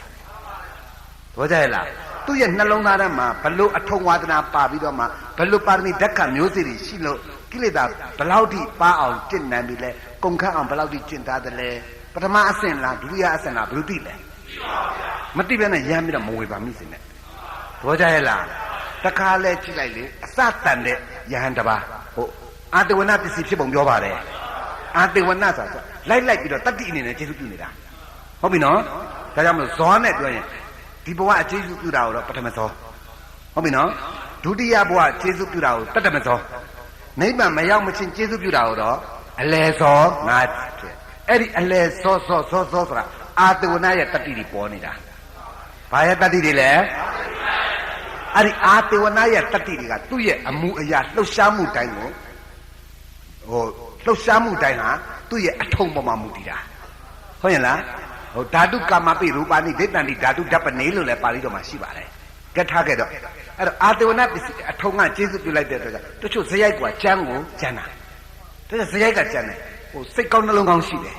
ကျွေးကျင်တဲ့မွေးကျင်တဲ့စိတ်တွေရှိတယ်ဒါနဲ့ तू ကပါဇက်ပြောကြတော့ကျမ်းတယ်စေရနာမှန်တယ်လီမမှန်ဘူးတဲ့စေရနာမှန်တယ်ဒီတိုင်းပဲပေါ့ဥမာဘုန်းကြီးတရားဟောတာကျမ်းကျင်လဲကျမ်းနေတယ်ဥမာပေးလဲကျမ်းကျင်ကျမ်းမှာပေါ့တခါလေကြားလို့ရှိရင်လည်းပဲတက်သားသားကြီးကိုပြောပြတဲ့အပိုင်းလည်းရှိတယ်ဟိုကိုယ်ပိုင်ဉာဏ်ပေးတဲ့အတိုင်းပိုင်းတို့ဒိဋ္ဌိပြုတ်ပိုင်းတို့နောက်ဗုဒ္ဓရဲ့ဒေသနာတော်မဟုတ်တာကိုဟုတ်တဲ့ရောင်လုပ်တာမျိုးတို့ဟုတ်နေတဲ့ဓမ္မစစ်တွေကို꿰အောင်လုပ်နေတာမျိုးလို့ဆိုလို့ရှိရင်ဘုန်းကြီးတို့နှလုံးသားကထက်လာတယ်အဲ့ကြလို့ရှိရင်ပြောတဲ့စကားကကျမ်းကျင်လဲကျမ်းတော့မယ်ဒါပေမဲ့စကလုံးရဲ့ကြမ်းတမ်းနာကိုသွားမကောက်ပဲနဲ့ရင်ထဲကလာတဲ့စေရနာကိုအရင်ဆုံးပြန်ကြည့်ဘောကြရဲ့လားအကြည်ညိုခံတက်ဆိုဘုန်းကြီးတရားကလားကိုမနာနဲ့ဘောကြရဲ့လားအကြည်ညိုခံမဟုတ်ပါဘူးဗျာတပည့်တော်တို့ကအမြင်မှန်ရချင်လို့လာတာပါဗျာဆိုလာခဲ့ဟုတ်ရဲ့လားအဲ့ကြတော့ဘာဖြစ်လို့လဲဟောနေတဲ့တရားကဘုန်းကြီးတို့ရဲ့ဇယိုက်ကိုကမဟုတ်ဆိုတော့ဘုရားကြီးရဲ့ကျေးဇူးကြောင့်လို့ပဲပြောအထုံလို့ပဲပြောပေါ့ပညာစရိုက်ကပါလာတယ်ပညာစရိုက်ပါလို့ကအရာရာတိုင်းမှာစစ်တယ်ဝေဖန်တယ်တုံးတက်တယ်ဆုံးဖြတ်တယ်သူများပြောတိုင်းရမ်းလက်မခံဘူးလေဘောကြရဲ့လားသူများပြောတိုင်းရမ်းလက်မခံဘူးတရားစရိုက်ကအဲ့လိုမဟုတ်ဘူးတရားစရိုက်အထုံပါတဲ့ပုဂ္ဂိုလ်ကဘာပြောအကုန်ယုံတာဖိုးသူတို့ကပြောလဲယုံတာပဲဖွားသီလာကပြောလဲယုံတာပဲဘိုးတော်ကပြောလဲဘွားတော်ကပြောလဲဒီဘုန်းကြီးကပြောလဲဘသူပြောအတူတူပါပဲသူကတရားစရိုက်ကိုဗျာ တော်တော်ပြင်ယူရမယ်သူကဒါကြောင့်မလို့တရားစရိုက်ရှိတဲ့ပုဂ္ဂိုလ်ဟာจิตတဝံကိုခရင်တယ်တရားစရိုက်ရှိတဲ့ပုဂ္ဂိုလ်ကဘာလဲလဲจิตတဝံကိုအရင်ခရင်တယ်တရားစရိုက်များတဲ့ပုဂ္ဂိုလ်ကတတ္တရဒိဋ္ဌိတယ်ပညာစရိုက်များတဲ့ပုဂ္ဂိုလ်ကဥစ္စေတာဒိဋ္ဌိတယ်အပြတ်အတတ်သွားတာအပြတ်ပဲဘယ်အញ្ញံဆိုတော့ပြတ်ပြတ်သားသားအလုပ်လုပ်တတ်တယ်စိနဲ့ကန်းနဲ့တိတိကျကျပြတ်ပြတ်သားသားလုပ်တတ်တယ်ဥစ္စေတာသမားကောင်းရင်လည်းပဲသူကဟိုနိဗ္ဗာန်အထိကောင်းသွားနိုင်တယ်စိုးပြီလားဟဲ့အဝိဇ္ဇအောက်ချိုးကတ်တဲ့ဒီဆိုတာဒီဥစ္စေတာသမားတော့ကြရလားအဲ့တော့ပညာစရိုက်သမားကဥစ္စေတာဘက်ကမကောင်းတဲ့ဘက်ကမြန်တန်သွားပြီဟဲ့ဆိုလို့ရှိရင်ပညာတတ်မိုက်ရင်ပိုကြောက်တာကောင်းတယ်တော့ကြရလားပညာမဲတဲ့လူမိုက်တာက၄ခွာအဆင့်ပဲရှိတယ်ပညာတတ်တဲ့လူမိုက်ရင်နျူကလ িয়ার စနစ်ရောက်သွားတယ်တော့ကြရလားစဉ်းစား၄ခွာတက်လက်နဲ့ရောက်လို့လူ၁၀ယောက်မသိနိုင်ဘူးဗျနျူကလ িয়ার တစ်စက်ကလေးနဲ့ရောက်လို့လူအများကြီးသိနိုင်တယ်ပညာရှိမိုက်တာပိုကြောက်စရာကောင်းတယ်တော့ကြရလားဒေတာကြောင့်မလို့ယောဂီတို့ကပညာရှိလူလိမ္မာတွေဖြစ်စေခြင်းလို့ပဋ္ဌာန်းတရားဟောတယ်လို့ဆုံးဖြတ်ဒါဘာပစ္စည်းပြောနေတာလဲအာတေဝနာပစ္စည်းဘာပစ္စည်းတော့ဒါပေမဲ့အာတေဝနာပစ္စည်းဆိုတာကအထုံအားဖြင့်ကျေစုပြုတတ်တော်တရား၎င်းပြောပါရဲလေအထုံအားဖြင့်ကျေစုပြုတတ်တော်တရား၎င်းဟုတ်ပြီအတိတ်ကလုတ်ခဲ့တဲ့အထုံဝါဒနာဗီဇကိုအခြေခံမူတည်ပြီးတော့မှလူဘဝကိုပုံဖော်နေကြတယ်ဟုတ်ရဲ့လားတချို့ကြလည်းယောဂီတို့လူကတော့အေးအေးဆေးဆေးပါပဲဒါပေမဲ့ຢာကားစရိုက်ညားတယ်ဟုတ်ရဲ့လားຢာကားစရိုက်ညားဆိုသူ့ကိုယ်တိတ်လှခြင်းပခြင်းတယ်အလားပကိုတိတ်မဲ့မော်တယ်ຢာကားစရိုက်ညားတာဟိုဒေါသစရိုက်ညားတဲ့ပုဂ္ဂိုလ်ကြတော့မသွားခင်ကတည်းကရောက်ချင်နေတာဖဏကြည့်တာနဲ့သိတယ်ဒေါသစရိုက်ညားတဲ့ပုဂ္ဂိုလ်ကဖဏများဆိုကြည့်လိုက်လို့ရှိရင်ကတည်းကခြေမကိုခွက်နေတာခြေမနေတော့ကြည့်ခွက်နေတာသူကဘာဒေါသစရိုက်မသွားတယ်အန်တိမသွားလို့ရောက်ချင်နေပြီအလုတ်ကမစားရတယ်သူပြီးကျင်နေတာအရင်ဆုံးစကားမပြောရသေးဘူးပြီးကျင်နေစကားနှလုံးထပ်လိုက်သုံးလုံးထပ်လိုက်နဲ့သူပြောတဲ့စကားဝူဝနဲ့ဘာပြောမှမသိလိုက်ဘာစရိုက်လဲဒေါသစရိုက်အထုံမြတော့ကြရဲ့လားအဲ့တော့ဒီစရိုက်အထုံတွေပါလာပြီအာတဝနာပစ္စည်းတွေတက်လာပြီဆိုရင်တောင်းတန်ပုဂ္ဂိုလ်ပြောလို့ရမလားဟောဒါကြောင့်မလို့တို့အဲ့ဒီဝါဒနာဒလိပယ်တတ်နိုင်တာကြတော့ဖရာပဲရှိတယ်ဒါကြောင့်သောဘဂဝါထိုးရှိဘုံတော်တခင်ရှင်တော်မြတ်ဗျာတိ ATP အေမိနာအစကာရဏေန1500ကိလေသာဟုဝါဒနာဒလိအထုံငွေမြဝါဒနာဒလိအထုံငွေမြဟုတ်ရဲ့လား1500ကိလေသာတို့ဝါဒနာဒလိအထုံငွေမြမငွေမရိပ်ဝင်ဖိတ်တို့ရွှေစိတ်ပြန်တင့်လွန်တန့်ရှင်း၍မင်းမင်းပြသူကြည်ပြူကောရောက်အလူတော်မှန်ပုသောကိုခန္ဓာမူထိုက်တော့ဤအကြောင်းကြောင့်လဲအရဟံဟူသောဂုဏ်တော်ကြီးဖြင့်အန်ချီ၍မကုံမြမဘုံတိုင်အောင်ပြန့်လိုင်ကြောကြအထင်ရှားတော်မူပါပေတိတကားဒီအရဟံဂုဏ်တော်ဟာဖရာပဲရတယ်အရှင်သာရိပုတ္တရာရလားအရှင်မောက္ကလံဟောဘာဖြစ်လို့မရသူတို့လည်းကိလေသာပယ်ထားတာပဲဘာဖြစ်လို့မရတာလဲမင်းတော့သူတို့ကိလေသာပယ်တာကအထုံကြံတယ်ဖရာကိလေသာပယ်တာကအထုံမကြံဘူးဒါကြောင့်မြတ်စွာဘုရားမှာဘာဂုဏ်ပါတာလဲအရဟံဉာဏ်နဲ့ရှင်းရလားဒါပြင်ယောဂီတို့ဘုန်းကြီးတို့မှာကြတော့အတိတ်ကကုသိုလ်အထုံလည်းမပါဘူးလားကုသိုလ်အထုံပါလို့လည်းပဲကုသိုလ်ကောင်းမှုပြုကြတယ်အကုသိုလ်အထုံတွေလည်းမပါဘူးလားပါတာပေါ့အကုသိုလ်အထုံပါလို့လည်းပဲယောဂီတို့အကုသိုလ်တွေအကြောင်းတိုက်ဆိုင်တဲ့ပြုမိပြောမိတာပေါ့ကဲဒါပြင်ခါဉာဏ်အတေဝနာအထုံလေးလည်းမပါဘူးလားဟောပါလို့လည်းပဲအခုခန္ဓာဉာဏ်ရောက်တရားသစ္စာတရားပဋ္ဌာန်းတရားတွေခန္ဓာဉာဏ်ရောက်အောင်နာကြားခွင့်မရလားရလားအဲ့လိုနာကြားလိုက်တဲ့အတွက်ကြောင့်မလို့ကိုယ်ခန္ဓာပေါ်ကိုယ်ဉာဏ်ရောက်လို့ဩဒါတွေဟာတကယ်ပဋ္ဌာန်းအာတဝနာပစ္စည်းဆိုတဲ့အတိတ်ကပြုခဲ့တဲ့မြတ်ကုသိုလ်အကုသိုလ်ဉာဏ်တတ်တွေဟာလည်းပဲပုဂ္ဂိုလ်တ attva လားဓမ္မလားအခုဇယိုက်တွေပေါ်လွင်နေတာလဲပုဂ္ဂိုလ်တ attva လားဓမ္မလားအကြောင်းဓမ္မကြောင့်ဘာပေါ်လာလဲပစ္စည်းတက်ရင်ဘာပစ္စည်းတော့အာတဝနာပစ္စည်းဘာပစ္စည်းတော့အဲ့တော့အကျိုးပေးခွင့်နေမလောက်လားတာလားဒီဘဝအရဟတဘုံမတည်သေးရင်တော့အကျိုးပေးနေမှာပဲဘောကြရဲ့လားဂိုင်းအရဟတဘုံဒီဘဝယဟနာဖြစ်ပြီးဆိုပါစို့ဖျားလဲလုပ်တယ်ဒါပေမဲ့ဖျားလုပ်တဲ့အလုပ်ကကုသိုလ်ရဲ့လို့မမြည်တော့ဘူးကုသိုလ်ရဲ့လို့မြည်တော့ဘူးတဲ့ကရိယာအဗျာကတဆိုတာနောက်ထပ်အာတေဝနာပစ္စည်းနေနဲ့ခြေစုမပြုတော့ဘူးဘာဖြစ်လို့လဲဆိုတော့သူ့ရဲ့ဝင်တဲ့က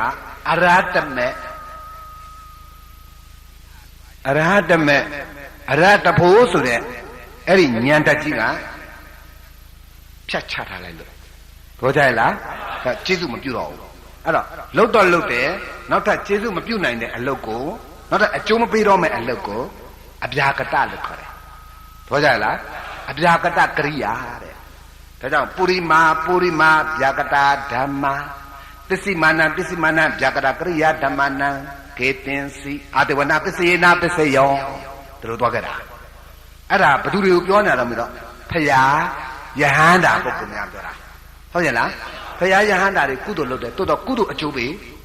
ရှိတော့ကုသိုလ်အကျိုးပေးတခြားလားခန္ဓာလားခန္ဓာလားမလေးခန္ဓာအကျိုးပေးရင်ဘာသစ္စာလဲ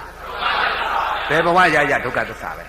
ဒါကုသိုလ်ကအကျိုးပေးရင်ဒုက္ခသစ္စာမဟုတ်လားအဲ့ဒီကုသိုလ်ကိုသူ့ရဲ့ဉာဏ်ကဘာလို့ချလိုက်တာလဲအကျိုးပေးခွင့်ရအောင်မလားအကျိုးပေးမလားလို့ငါတို့မလုပ်တော့လို့ရောရှိရလားကုသိုလ်ဆိုရင်ယောဂတို့ရလုပ်တော့တာပဲ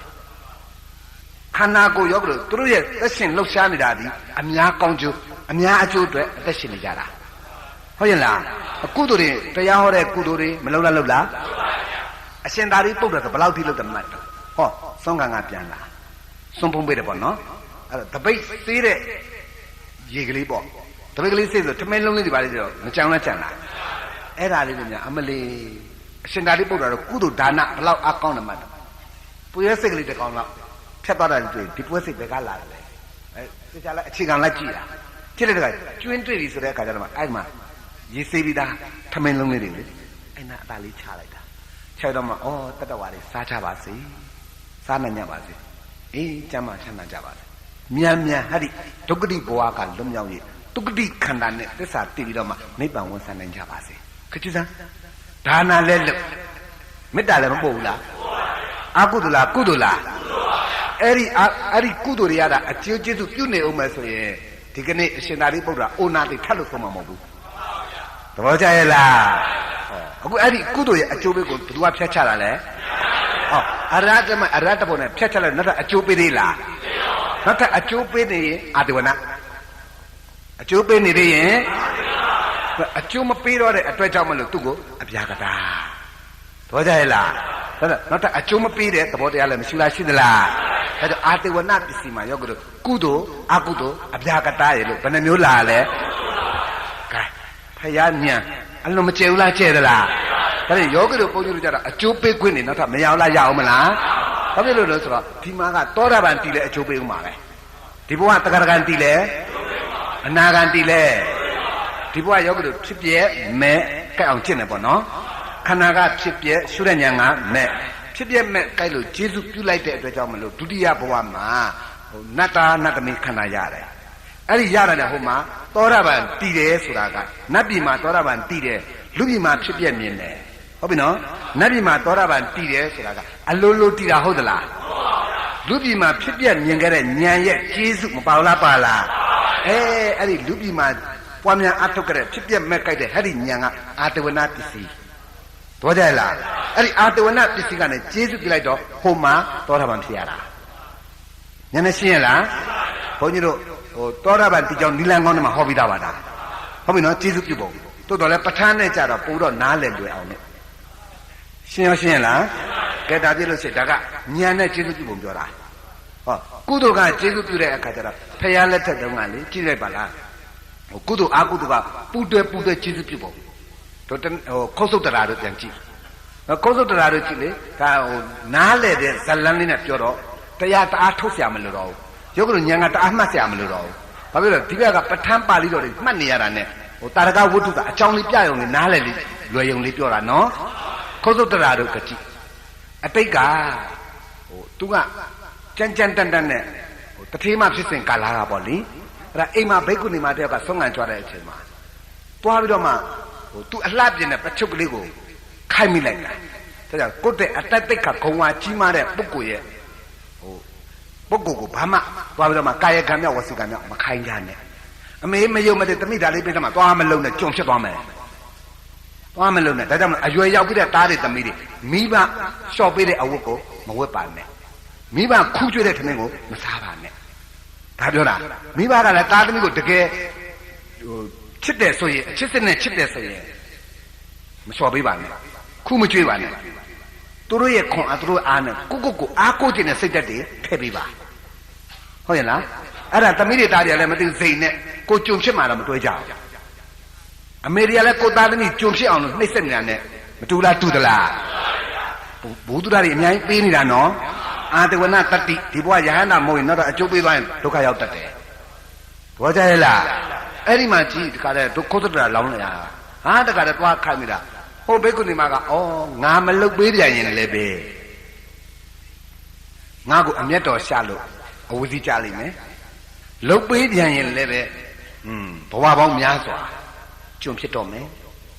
အဲ့တော့အဝစီကြမှာတဲ့စာရင်တော့ကျွံဖြစ်တာတော့နည်းနည်းတော်သေးတယ်မပေးဒီတဲ့ဆိုတော့မှလေဒါနဲ့ပေးလိုက်ရတာအဲ့ဒီပချုပ်ကလေးအလှပြင်းတဲ့ပစ္စည်းလေးပချုပ်ဘူးလေးတောင်းမိလို့ပေးမိလိုက်တာနဲ့အဲ့ဒီကကျေးဇူးပြုလိုက်တာဘဝ900ကျွံဖြစ်တာဘဝဘယ်လောက်တော့တတိတာအာတဝနတတိသိပြင်းနေနော်ဒါကြောင့်မြတ်စွာဘုရားပြောတာအာတဝနပစ္စည်းတဲ့နားလဲအောင်မင်းတို့ဟောပေးတယ်ပါဠိကြီးပြောနေနားမလဲဘူးဒါကြောင့်သားတို့သမီးတို့အရွယ်ရောက်ပြီကိုယ်ပစိုးကိုယ်အင်ကြီးကိုယ့်ကိုရှော့ဝတ်ကိုယ့်ကိုမိကျွတ်တိုက်ဟာဒီတဲ့တတ်နိုင်တယ်ဆိုရင်ပိုကောင်းတာကတော့ဖေဖေရေချိုးတယ်ဆိုဖေရေချိုးတော့မလားတားရေခတ်ပေးမယ်နော်မေရေချိုးတော့မလားတမီးရေခတ်ပေးမယ်တမီးချစ်တူးမယ်မေရဲ့အမင်းကဟိုရေချိုးပြီးဆိုမေထမိန်ထားကတမီးလျှော့မှာတမီးလျှော့မှာဖေပစိုးထားကတားလျှော့မယ်နော်ဖေဒီလိုမျိုးဟောလျှော့ဖို့ပြီးတဲ့ဟာကျတော့မိကျွတ်တိုက်မေဟိုအမေထမိန်တမီးမိကျွတ်တိုက်ပြီးနော်မေဒီလိုမျိုးအမေသမီးကြောင်းသားရမယ်နော်မေလှမ်းထားတဲ့ထပ်မယ်ရုပ်လိုက်အောင်နော်ကျွန်မဖြစ်သွားမယ်ဘာမှလို့တော့ကဲအလကားနဲ့ကလေးတွေနားမလဲဘူးအဲ့ဒါမိဘတွေကလည်းနားမလဲဘူးအေးသမီးစိတ်ချသွားညှိကြုံပြအောင်ငါလုပ်ပေးထားခဲ့မယ်နောက်ကိုမှတ်ထားနော်အမေတွေကလည်းတခါလဲတွဲပြောလိုက်တွဲလုံးနဲ့တခါလဲပြောလိုက်တွဲလုံးနဲ့ဆိုကြိုက်တယ်မလားတွဲလုံးနဲ့ဒါပြောလိုက်အေးသမီးရဲ့စိတ်ချမင်းညှိကြုံပြအောင်လုပ်ထားလိုက်မယ်ဟုတ်တာပြောလိုက်စဉ်းစားတော့ကလေးတွေကလည်းနားမလဲဘူးဘယ်နားလဲမှလဲပါဠိတွေကြီးလျှောက်ပြောနေတော့ဇလန်းတွေကြီးလျှောက်ပြောသူတို့အတွက်ဘာမှမသိဘူးလေအခုပြောတာကဘုန်းကြီးဇလန်းကအကြောင်းပြလေးယောဂီတို့လိမ္မာစီခြင်းလို့ပဲအားတော့ကြရလားအာတဝနတတိကကျေးဇူးလိုက်တာဘဝပေါင်း900ကျွန်းဖြစ်တယ်ဟောဘဝပေါင်း900ကျွန်းဖြစ်တယ်အဲ့ဒီအာတဝနပစ္စည်းကတဘဝကြတော့ဟိုရှင်ဘရင်ကသူတို့ကမောင်မမိတ်တန်နေဖြစ်ကြတာတည့်ဥယျာဉ်ကစားသွားရေကစားသွားကြတာရေကစားသွားတော့မှပြန်လာတော့တအားချမ်းသာ哦ချမ်းတဲ့အခါကျတော့ဟိုမိလုံမဲ့ပေါ့အဲ့ဒါမိလုံမဲ့ဆိုတော့ခြုံမုတ်တစ်ခုကိုမိရှုလိုက်တာအဲ့ဒီခြုံမုတ်ထဲမှာပစ္စိကဗုဒ္ဓအရှင်ကောင်းအရှင်မြတ်ကြီးကဏိရောဓသမဘဝင်စားနေတာအဲ့ဒါမီးနဲ့သွားရှုလိုက်တာဟိုဏိရောဓသမဘအရှင်ကောင်းအရှင်မြတ်မသိဘူးနော်မီးနဲ့ရှုလိုက်တာနောက်တော့မီးတွေကလောင်သွားတဲ့အခါကျတော့ဟဲဟာအရှင်မြတ်ကြီးပါလားအလိုဒုက္ခပဲငါတို့တော့အရှင်မြတ်ကြီးကြည့်လိုက်တော့လည်းပဲရှင်ဘုရင်ကိုးကွယ်တဲ့ပစ္စိကဗုဒ္ဓအရှင်မြတ်ကြီးဖြစ်နေတာအာဒုက္ခပဲမလီဒုက္ခတော့မလီသိရင်တော့ရှင်မြတ်သိတော့ငါတို့တတ်ခံပါထူးဟေဗါတဲ့မထူးဘူးဟေမထူးသက်ခင်းမယ်ဆိုရင်တော့သွားတော့မှာအရင်ကမသိလို့ရှို့တာနော်ဘာမှဖြစ်ဘူးကံမမြောက်ဘူးစေတာမပါဘူးနောက်ကြတော့မထူးဘူးတဲ့တကယ်ရှင်မြတ်သိသွားရင်တတ်ခံမှတူလို့တဲ့ရှို့ကဲအရှင်ကောင်းရှင်မြတ်ကိုမီးနဲ့ဝိုင်းရှို့တော့တာသူတို့ဘယ်လိုရှို့ရဟောနိရောဓသမဘဝင်စားနေတာလောင်မလားသူတို့လိုဟာမျိုးပြောနဲ့ယောဂီတို့ရေဘိုးအားတိမ်မောင်တောင်းမောင်ချီပြီးရှိတဲ့လက်နဲ့ကြီးနဲ့ထုတော်မှမပြုတ်ခွဲဘူးနိရောဓသမဘဝင်စားနေတဲ့အချိန်အဲ့ဒီကစေတနာလေးပါသွားတော့အဲ့ဒီအာတဝနပစ္စည်းကကျေးဇူးပြုလိုက်တာနောက်ဆုံးခုတ်ဆုတ်တရာသောတာပန်မဖြစ်တဲ့အချိန်တိမိရှုတတ်ခံရတာဗျာကဲအဲ့ဒါကနောက်ဆုံးဘဝမိရှုတတ်ခံရတာအဲ့ဒီခုတ်ဆုတ်တရာဘဝမရောက်ခင်မိရှုတတ်ခံခဲ့ရတာဘဝပေါင်း900မလီဘာတတိတော့အာတဝနာဘာတတိတော့ကဲအဲ့ဒါအာတဝနာတတိတခုသောဘဝမှာအရှင်ကောင်းအရှင်မြတ်ကိုစွန့်လောင်းပြီးတဲ့အခါကျတော့အရှင်မြတ်တို့တိအပ်တော်တရားမျိုးတပည့်တော်မြန်မြန်ဆန်ဆန်သိပြရစေဗျမြန်မြန်ဆန်ဆန်သိပြီးရင်သူတစ်ပါးကိုလည်းမြန်မြန်ဆန်ဆန်ပြန်လဲဟောပြောပြတတ်နိုင်တဲ့ပုဂ္ဂိုလ်ဖြစ်ပြရစေဗျာလို့စုပန်ပြီးစုလောင်းစုတောင်းခဲ့တဲ့အတွေ့အဲ့ဒီကအာတဝနပစ္စည်းကနေပြီးတော့မှကျေးဇူးပြုလိုက်တာဘဝပေါင်းများစွာတော့မှသူတော်ကောင်းတွေနဲ့တွေ့ခွင့်ရတယ်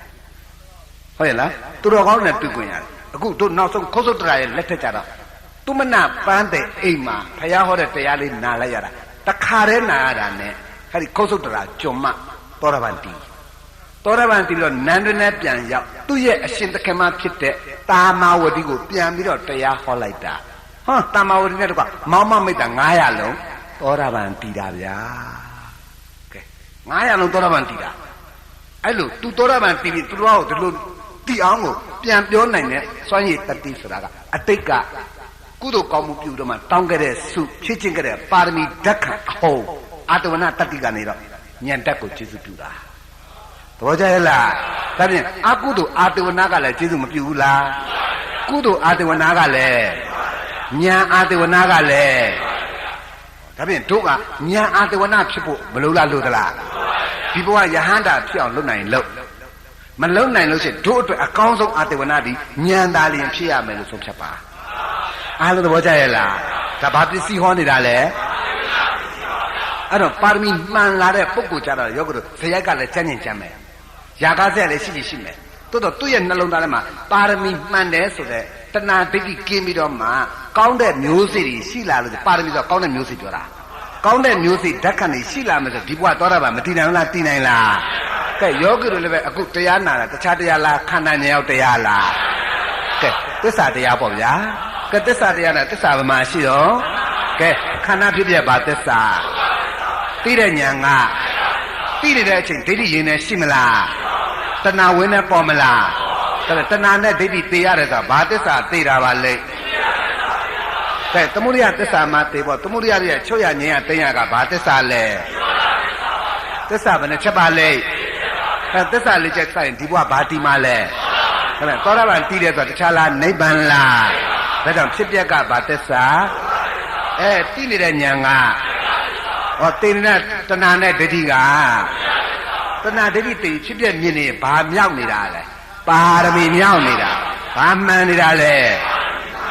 ဒါပေမဲ့ပါရမီမှန်ပြီးတော့မှကုသိုလ်လုပ်တဲ့ဒီပါရမီကအမှန်ပဲဟုတ်ရဲ့လား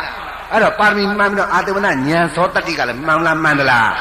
အာတဝနာဉာဏ်ဇောတတ္တိမှန်အဲ့ဒီဇောတတ္တိကဒီဘဝပထမဇောကျေစုပြုရင်ဒီဘဝတင်သောတာပန်တည်မယ်ဒုတိယဘဝမှာကျေစုပြုမယ်ဆိုတတ္တမဇောကကျေစုပြုရင်တော့အာတဝနာတတ္တမဇောကကျေစုပြုရင်ဒုတိယဘဝမှာသောတာပန်တည်မယ်ဒီတတ္တိရနော်အကဲဒုတိယဘဝမှာကျေစုမပြုနိုင်လို့နောက်ထပ်ကျွင်းကြံရတဲ့အလယ်စော5ချက်ကနိဗ္ဗာန်မရောက်မချင်းကျေစုပြုမယ်ရှင်းမလားအားလုံးသဘောကျရဲ့လားဒါဖြင့်တို့ဟာအာတဝနာပစ္စည်းဒီကနေ့ဟောလိုက်တော့ဉာဏ်နဲ့သဘောကပေါက်ကြရဲ့လားဒါဖြင့်အရာရာတိုင်းမှာအကုသိုလ်ရှောင်ပြီးတော့ကုသိုလ်ဆောင်စိတ်ကိုဖြူစင်အောင်အများဆုံးထားစိတ်ထားလေးဖြူစင်မှုဆိုတာခန္ဓာပေါ်ဘာရောက်မှလဲအဲ့လိုဉာဏ်အာတဝနာပစ္စည်းတွေများများကြီးထုံမွေ့နိုင်အောင်ကြိုးစားအားထုတ်ကြပါစို့လို့တိုက်တွန်းနေ gain နိုင်စီသွားတော့ကြအောင်စို့ဗျာ